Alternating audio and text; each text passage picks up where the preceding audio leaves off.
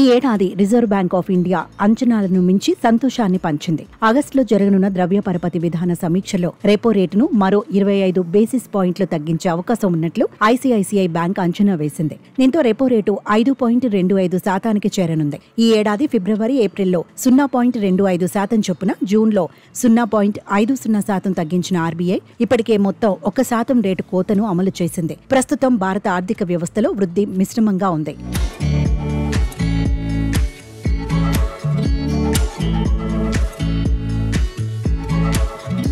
పట్టణ ప్రాంతాల్లో వినిమయ డిమాండ్ బలహీనంగా ఉండగా, గ్రామీణ ప్రాంతాల్లో డిమాండ్ బలంగా కొనసాగుతోంది. అమెరికాకు ఎగుమతులు నెమ్మదిగా పెరుగుతున్నప్పటికీ ఇతర ప్రాంతాలకు ఎగుమతులు ఆశించిన స్థాయిలో లేవు.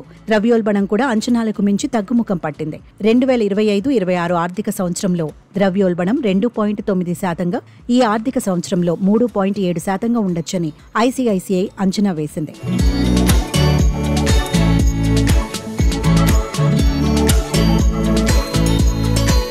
రెపో రేటు తగ్గింపు వల్ల బ్యాంకులు, గృహ, వాహన, ఇతర రుణాలపై వడ్డీ రేట్లను సవరించే అవకాశం ఉంది. ఈ ప్రయోజనాన్ని బ్యాంకులు ఖాతాదారులకు పూర్తిగా బదిలీ చేస్తే రుణగ్రహీతలకు ఈఎంఐ భారం తగ్గి గణనీయమైన ఉపశమనం లభిస్తుంది.